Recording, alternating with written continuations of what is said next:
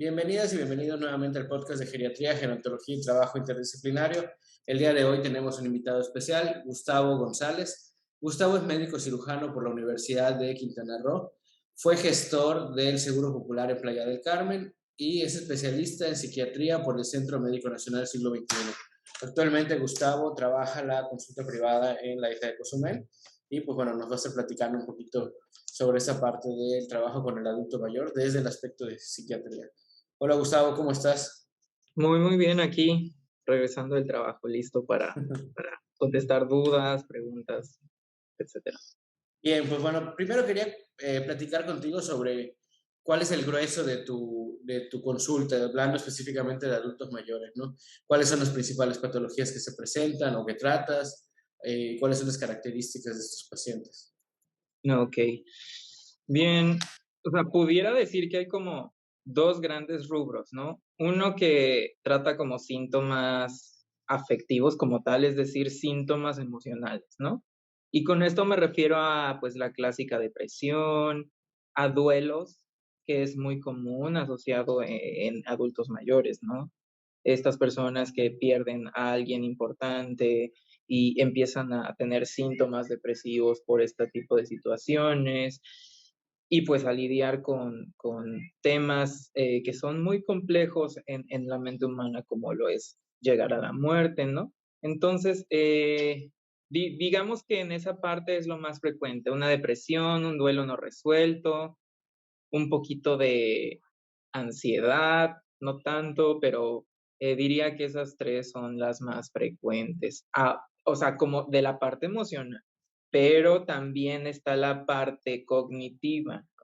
Por ejemplo, los pacientes que tienen una demencia, empiezan a tener disminución en sus funciones cognitivas, pueden empezar a tener síntomas psiquiátricos, y con esto me refiero a patologías como psicosis, delirium, que es bien frecuente en los adultos mayores, que es también los trastornos neurocognitivos, ¿no? Todo eso lo checamos igual en conjunto, pues psiquiatría con otras ramas de especialidad, ¿no? Porque nosotros nos enfocamos mucho al tratamiento de la conducta, al tratamiento de los síntomas psiquiátricos como tal, ¿no? Una depresión, tristeza, insomnio, ¿no? Todo esto que se presenta muy frecuente en el paciente adulto mayor. Bien, digo, ya de aquí sacamos varios temas para platicar, pero bueno, la pandemia, ¿te parece a ti que es un tema que haya ocasionado muchos duelos por cosas sin resolver? Digo, a mí en lo personal de repente sí digo, chin, no hice esto el año pasado y creo que hay cosas que no he superado yo mismo, ¿no? Pero en el adulto mayor ha tenido el mismo impacto. Yo diría que hasta un impacto más fuerte, porque los adultos mayores tienden a reprimir mucho eso que sienten y una depresión en adulto mayor es hasta silenciosa, porque se manifiesta muy atípicamente a como es en un adulto joven, en un adulto. Entonces, tienden a aislarse, tienden a estar más irritables de lo normal, ¿no? ¿Y cuántas veces no decimos, se molesta por todo, ¿no? Sí, es que ya está En los viejito. pacientes. Ajá, Ah, exacto, ¿no? Ese tipo de cosas pasan muy desapercibidas. Y con la pandemia, pues el aislamiento nos hizo pensar demasiado, ¿no? O sea, como muchas cosas y sentir muchas cosas. Y hasta cierto punto fue, sí, más caótico en el aspecto emocional, pero creo que fue un paso a darnos cuenta que esto limita mucho, o sea, este tipo de síntomas limitan mucho nuestras vidas, ¿no? Y más en los adultos mayores que pues están entre ese ínter de buscar que una motivación, ¿no? Porque pues ya tienen edad, ya han logrado pues sus metas, etcétera, ¿no? Entonces, la pandemia sí fue un evento estresante asociado a duelos y más duelos no resueltos porque muchas personas no les entregaban el cuerpo. Entonces o sea, es difícil tener algo simbólico respecto a esa muerte y pues crear tu duelo, pasarlo como tradicionalmente es, ¿no? Con un funeral, etcétera, etcétera, ¿no? No hubo muchos de esos rituales. Y los pacientes que son adultos mayores, pues lo dejaron como muy, muy, muy reprimido. Entonces, sí es frecuente que lleguen, más bien que se hayan dado cuenta estas personas, o sea, los pacientes adultos mayores, en la pandemia de lo que estaba sucediendo. Sí. Y esa depresión que mencionas que pues tiene cierta repetición en el adulto mayor, ¿es de origen, o sea, por comportamiento, por la emoción y demás, o tiene un origen más químico a nivel de neurotransmisores, o sea, es una Ok, disfunción en la producción de neurotransmisores, o cómo lo podríamos explicar? ok. Bien. En sí, las teorías etiológicas de la depresión no hay nada establecido, así como una infección, o no para nada. Pero sí se ha visto que hay factores de riesgo, factores precipitantes y factores biológicos que se combinan, se armonizan y dan un episodio depresivo. Entonces, ver cómo qué causa una depresión, no me animaría en este momento porque no hay así una causalidad, no hay. Pero sí hay datos en la vida de un paciente que puede sugerir que una persona en un futuro pueda tener o cursar un episodio depresivo, llámese una infancia violenta, algún antecedente de abuso sexual, o sea, como factores de riesgo importantes que corrompen la emocionalidad de un paciente, ¿no?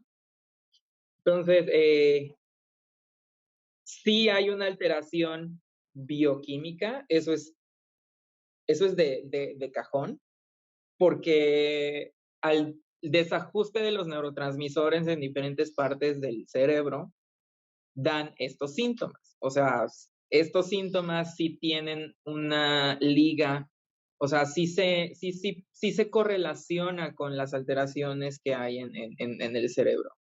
Por ejemplo, en el sistema, si nos vamos un poquito específico, solo para mencionar el sistema mesolímbico, ¿no?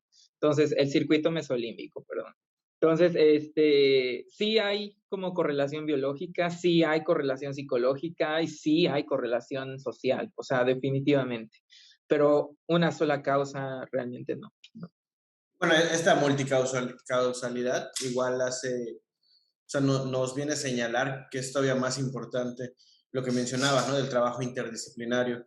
Porque pues tú como psiquiatra vas a poder controlar, supongo, digo, si algo digo mal, me corriges también, la parte medicamentosa, el comportamiento, pero pues te apoyarás de psicólogos también para la parte terapéutica, de nutriólogos para la alimentación, ¿no? Porque sabemos que igual el consumo de determinados alimentos puede generar la reducción de la producción de algunos neurotransmisores, supongo que igual la parte de la actividad física, ejercicio.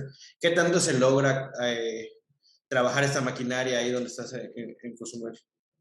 Pues la verdad es que si nos enfocamos a pacientes que son adultos mayores, es difícil. Uno, por el estigma en sí que tienen de una depresión. O sea, es como, no puedo estar deprimido, ¿no? O no me lo permito, o no siento que sea eso. E ir contra eso ya nos pone una barrera enorme. Y si nos vamos a que el tratamiento de una, o sea, vamos a enfocarnos de como de estos síntomas depresivos, son pues no solo fármaco, o sea, es terapia, es muchas veces ligado a tanatología, ¿no? A así realizar ejercicio físico, integrar una rutina, definitivamente, ¿no? O sea, y aquí en Cozumel es muy limitante porque, o sea, no, creo, me parece, no he ubicado, por ejemplo, fisioterapeutas como para el adulto mayor, no he ubicado. Pero, por ejemplo, tanatólogos solo conozco a dos y ya, o sea, no hay más y hay un sinfín de pacientes que necesitan eso. Y cuando acuden con psiquiatría, yo creo que sí es como se dan cuenta de que es necesario, ¿no? Es difícil porque solo el hecho de ir al psiquiatra, pues está bien estigmatizado, ¿no? Pero pues creo que poco a poco se da cuenta uno en ese tipo de consultas, o sea, como que sí necesita la ayuda, porque eso es lo que más batalla una persona, el aceptar necesitar ayuda, porque nosotros podemos con eso, ¿no?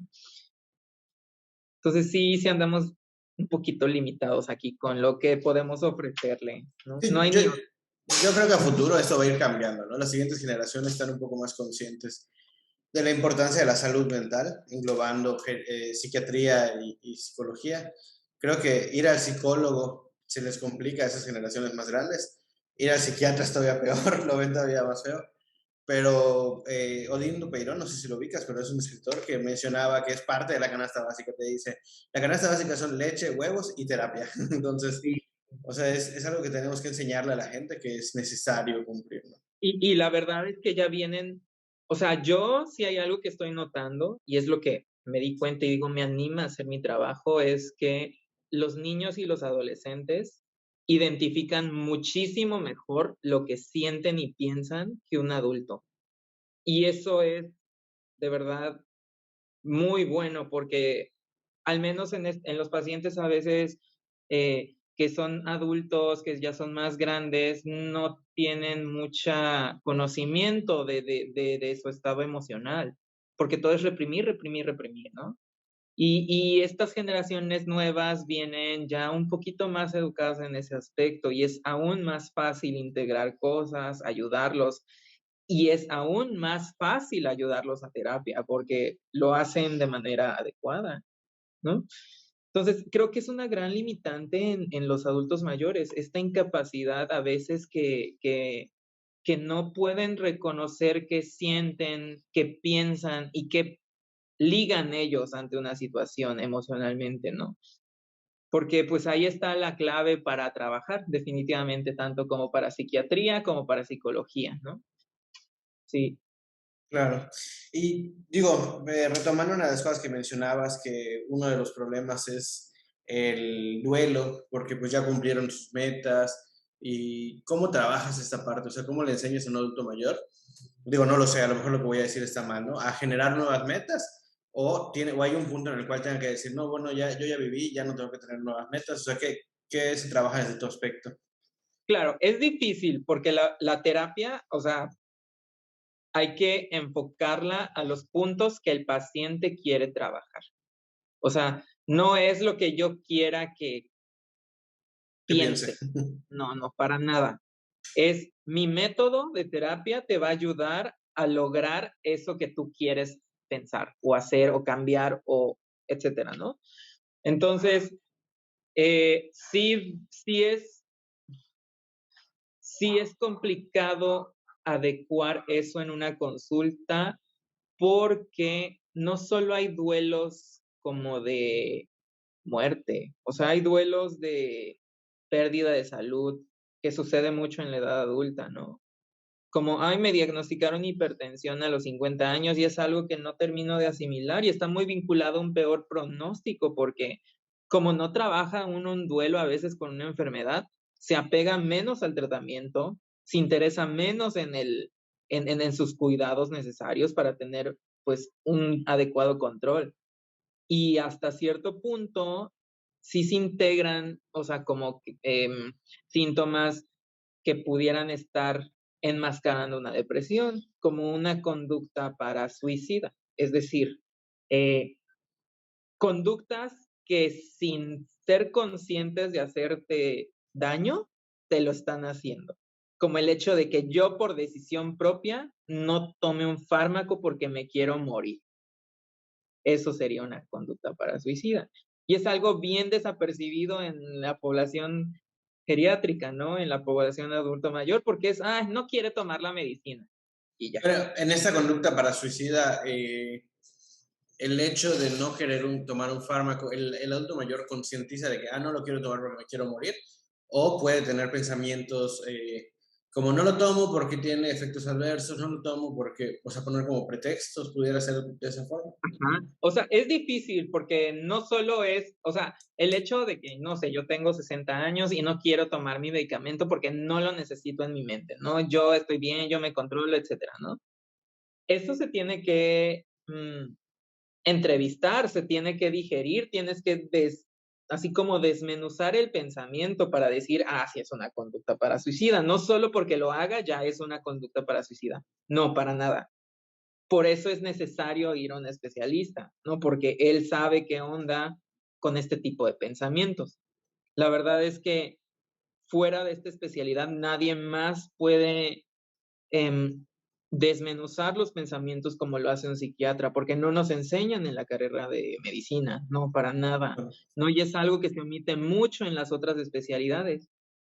Pudiera decir que los geriatras sí se involucran mucho con la red de apoyo, etcétera, ¿no? Sí se involucran mucho en esos aspectos, pero siempre la parte de psiquiatría, como ligar pensamientos, conductas, de dónde viene, etcétera, sí es, o sea, no solo porque una persona piense eso, es una conducta para suicida. Eso sí tiene que quedar muy claro, ¿no? Nada más un psiquiatra o alguien, un psicólogo que sea, pues, enfocado a este tipo de patologías puede realmente decir qué onda con ese aspecto. Sí, Ujú. sí, o sea, entiendo, son las personas que le han dedicado al estudio.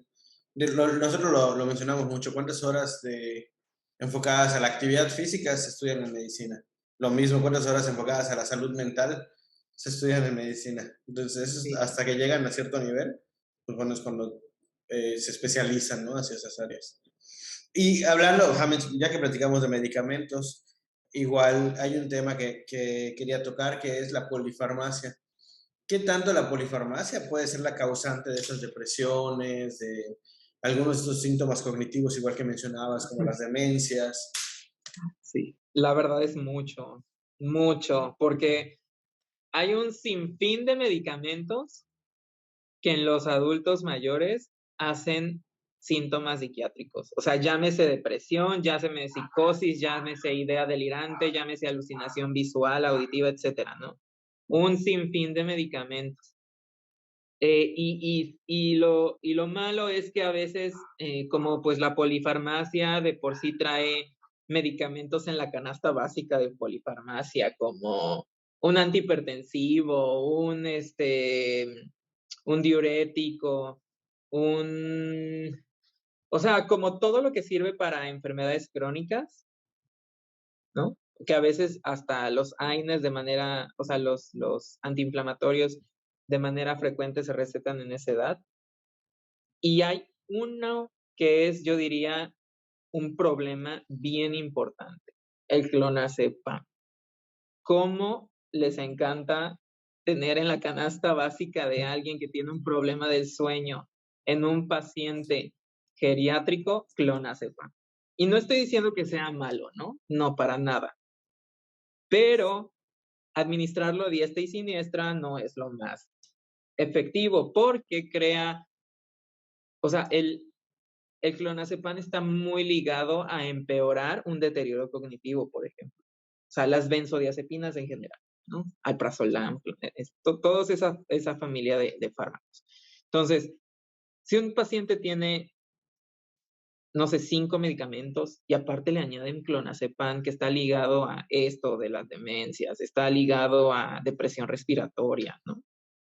Pues sí complica mucho, uno, el pronóstico de un paciente, porque, por ejemplo, si tiene un síntoma psicótico el paciente, como estos que dicen, ay, me robaron en casa, ¿no?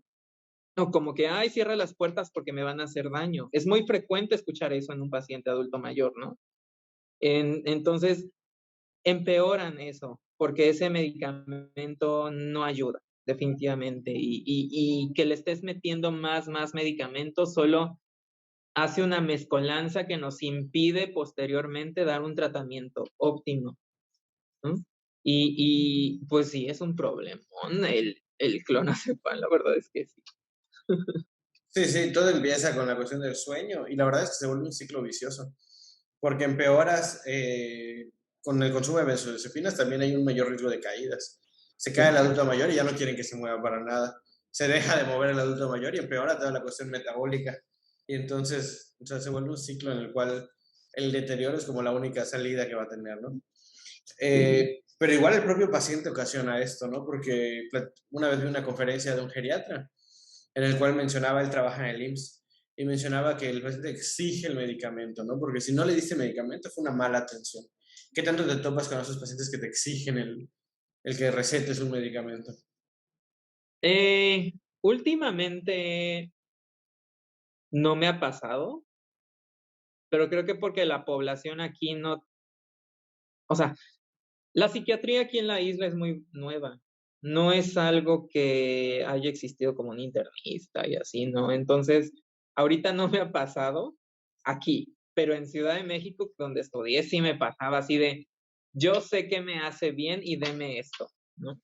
Porque ya son pacientes que tienen larga evolución con los fármacos, porque ahí sí hay un poquillo más de psiquiatría. Y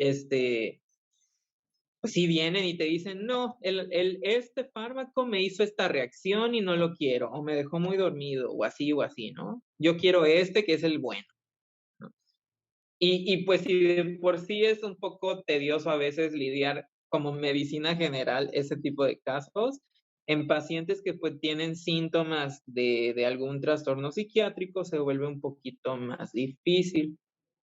Sí, y sobre todo porque hay luego fármacos como las benzodiazepinas que generan tolerancia, dependencia, así como cualquier sustancia psicoactiva, ¿no? Y, y pues sí me han tocado pacientes que literal van así como, quiero mi metilfenidato, a eso viene nada más, quiero mi clonazepam y a eso viene nada más. Y se dan la vuelta así como cada 3 días y ya le diste para el mes y etcétera, etcétera, ¿no? Sí es como frecuente. Y, Allá, ¿no? y esta cuestión de las adicciones, ¿qué tal a medicamentos sobre todo, ¿no? ¿Qué tan frecuentes en el adulto mayor? A mí me toca, por ejemplo, con respecto a la parte ortopédica, ¿no? Te llega el adulto mayor y te dice, no, es que tiene, o el familiar, ¿no? Muchas veces te dice, es que le duele la espalda, pero ya se tomó X medicamento que le tocaba una vez al día y se lo tomó 3 veces hoy. O era para un mes y le tardó una semana. Entonces, ¿qué tan frecuente lo ves? O normalmente el familiar sí controla esta parte. Ok. Sí es frecuente en los medicamentos, o sea, en las benzodiazepinas, es lo más frecuente, porque pues la verdad es que en un adulto mayor, aparte de las benzodiazepinas, ¿qué es lo que puede consumir o está acostumbrado ese tipo de población a consumir? Alcohol, tabaco y benzodiazepinas. Porque no otras cosas como cannabis, opiáceos, tal vez en pacientes que tienen cáncer o ese tipo de patologías que necesitan analgesia fuerte. Eh, sí pudieran desarrollarla, pero no es tan frecuente como benzodiazepinas y alcohol, definitivamente. El alcohol es una sustancia muy, muy dañina, solo no lo sabemos, no nos enseñan. Como es algo legal, todo eso se oculta, ¿no? Pero el alcohol de verdad genera desastres en el cerebro a la larga, desastres, que es ya, o sea, gente impulsiva que no puede controlar eso porque ya está alterado el encéfalo. Entonces, sí crea repercusiones en esa edad, sobre todo en mayores de 60 años. Sí. Pero estamos hablando del consumo de alcohol previo, genera ese tipo de pacientes, ¿no? Efectivamente. ¿no? No porque ya de adultos mayores hayan continuado consumiendo, que seguro que también hay, ¿no? Claro, claro. Sí, sí, definitivamente. Pero, o sea, es un daño que repercute a la larga. Ok. Sí. Y este tipo, ahora sí, uniendo esta parte de la polifarmacia y la adicción a las sustancias, se asocia, por ejemplo, con Parkinson, Alzheimer, demencias. ¿Hay una mayor incidencia en esos pacientes? En los que tienen consumo de sustancias, realmente no hay nada reportado. O sea, no. Hasta donde yo he leído, no hay nada que te diga, sí hay encefalopatías por alcohol, sí existen, pero como tal un deterioro cognitivo asociado causalmente. A eso no. O sea, sí hay datitos, síntomas que te pueden decir, oh, es probable que tenga una demencia previo, como el hecho de tener Parkinson es un factor de riesgo para eh, evolucionar a una demencia, ¿no? Porque hay demencia por Parkinson, por ejemplo. Pero, o sea, sí hay síntomas que pueden decir, ah, en de grande puede tener. pudiera desarrollar una demencia. Ok. Eh, y por ejemplo, con respecto a la alimentación, no sé si, por ejemplo, has visto, hay un libro que se llama Cerebro de Pan, que es de Ujú. un neurólogo, y él habla de o sea, menciona al Alzheimer como si fuera, como la diabetes mellitus tipo 3 porque hay o sea, menciona esta relación que hay entre la resistencia a la insulina y la presencia temprana de Alzheimer. O sea, cómo lo ves? ¿Qué tanto se puede controlar? Yo diría que sí, no es tan causal, pero pues es ¿Ok? como consecuencia de, si uno tiene una resistencia a la insulina, tiene diabetes, pues van a haber microangiopatía, ¿no? Y va a haber vasos rotos, va a haber degeneración. Eso es un hecho, ¿no? Y pues si a eso le añades ser hipertenso, que también crea vasitos sanguíneos rotos en el encéfalo, pues sí hay una demencia bien ligada a esas patologías, ¿no? La demencia vascular, ¿no? Y la demencia vascular es una clasificación de todos los tipos de demencia que hay, pero es la más ligada como a las enfermedades crónico-degenerativas, porque sí es posible desarrollar una demencia por tener tiempo con estas enfermedades crónicas y sin un adecuado control. Entonces, sí hay algo ligado. No diría que es tan causal que si yo voy a comer pan, voy a tener una demencia, ¿no? Pero sí, pues sí contribuye a que pues mientras más carbohidratos, pues más O riesgo, ¿no? sea, no a corto plazo, pero sí probablemente Exacto. a muy Ujú. largo plazo, ¿no? Haya una relación no Sí. tan directa como mencionas. Ujú. Ok, bien, y entonces finalmente, dame un segundito, porque aquí tengo unos apuntes. Bueno, esta parte cognitiva, ¿tú cómo trabajas o cómo abordas la parte de la rehabilitación cognitiva? O sea, si quieres trabajar memoria, si quieres trabajar atención, que a lo mejor no estén asociadas ya a una degeneración como tal, sino también a la propia conducta del paciente. Ok. Pues primero para abordarlo, pues necesitas identificarlo, ¿no? O sea, sí hacemos pruebas en psiquiatría, tenemos rotaciones, hay sedes que sí, hay sedes que no, que se enfocan a la neuropsicología, ¿no? Y la neuropsicología es esta rama de la psicología que se dedica a evaluar psicométricamente todas las funciones cognitivas, ¿no? Con el fin de adecuar la funcionalidad de un paciente, porque tú no le puedes exigir que multiplique 3 por 4 por 5 si su cerebro no puede, ¿no? Entonces, es con este tipo de pruebas que sí tenemos las que nosotros podemos aplicar, o sea, no es como que yo pueda, un psiquiatra no puede determinar CI, por ejemplo, ¿no? O sea, no puede determinar cosas tan específicas, pero sí puede aplicar pruebas que son de tamizaje y que nos enseñan para identificar que pues tienes afasias, puedes tener alteraciones en el lenguaje, puedes tener alteraciones en la motricidad, etcétera, ¿no? Y en todas las funciones ejecutivas, como planeación, impulso, etcétera, etcétera, ¿no? O sea, sí se puede valorar y como tal rehabilitar, eso se hace más con un terapeuta, o sea, no con nosotros. Sí podemos identificar, pero necesitamos referir uno para que hagan una batería adecuada y otra para, o sea, de las pruebas, una batería de las pruebas y otra enfocado a esa rehabilitación. Sí tenemos como las bases, porque, por ejemplo, en mi sede había una rotación bien padre de rehabilitación cognitiva en el Hospital Psiquiátrico Fray Bernardino, porque tienen un área para eso. Entonces, estaba bien padre porque el doctor él es psiquiatra, pero estudió para ser rehabilitador cognitivo, este, como juegos de mesa, de qué juego de mesa va a ser qué función cognitiva. Estaba bien padre. Entonces, literal, la rotación era jugar con el paciente que tenía un deterioro cognitivo para rehabilitarlo. Sí. Claro, le ayuda a estimularlo. Pero sí, lo que dices es interesante, ¿no? Porque yo estaba pensando, bueno, ¿cómo le hacen para trabajar de manera general, ¿no? Atención, esta parte ejecutiva. Pero sí es cierto, o sea, primero hay que evaluar y conocer al paciente, porque va a haber pacientes que a lo mejor nunca aprendieron a multiplicar y tú estás queriendo intentar que te multiplique cantidades grandes, ¿no? Claro. Entonces, esta parte del conocer al paciente es un punto que es muy importante.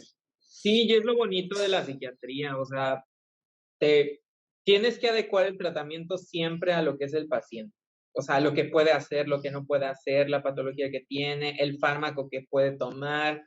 Es muy integral, ¿no? Y todo con el fin de rehabilitarlo, ya sea socialmente, personalmente, de pareja, en la escuela.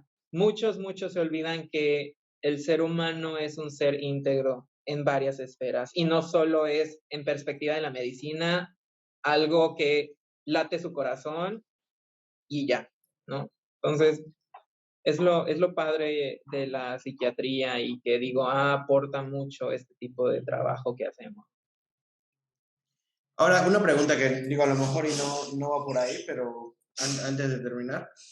En la fisioterapia se ha estado utilizando mucho el abordaje desde el aspecto de la neurociencia, ¿no? Entonces, pacientes con dolor crónico, pues bueno, hemos aprendido a tratarlo de diferentes maneras, pero siempre respetando muchos conceptos del dolor. ¿Qué tanto un psiquiatra aborda esta parte de un dolor crónico en un paciente geriátrico, por ejemplo?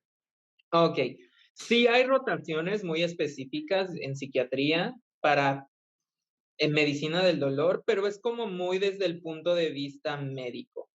O sea, no tanto como vamos a hacer ejercicio de rehabilitación, vamos a manejar como muy manualmente, no, es más farmacológico. O sea, sí rotan algunos en medicina del dolor, en, en, en el hospital de oncología o alguna sede que tenga este tipo de pacientes, pero es médico. No, fuera de eso no tenemos como ese abordaje. Ujú. Pues bueno, pues muchísimas gracias por tu tiempo, Gustavo. La verdad es que es una plática muy interesante. Seguro que más adelante tendremos oportunidad de volver a platicar. Claro, Eh, claro. ¿Dónde te pueden encontrar si te quieren buscar en redes sociales o cómo te pueden contactar? Claro, pues realmente entran a la página del Hospital San Miguel, Ok, Cozumel, y allá está el número, preguntan por mi consultorio del doctor Gustavo González, psiquiatra, y les agendamos, pues ya si quieren atención o alguna otra cosa. Todavía estoy empezando, entonces todavía no hay como redes sociales, etcétera, pero en un futuro muy cercano ya va a empezar a ver. bien, perfecto. Ya cuando las tengas las ponemos allá en los Claro. comentarios para que la gente las pueda ver. Pues bueno, muchísimas gracias. Gracias a todos los que nos escucharon o nos vieron. Si les gustó la plática, denle me gusta, suscríbanse y comenten, porque eso nos ayuda a seguir creciendo.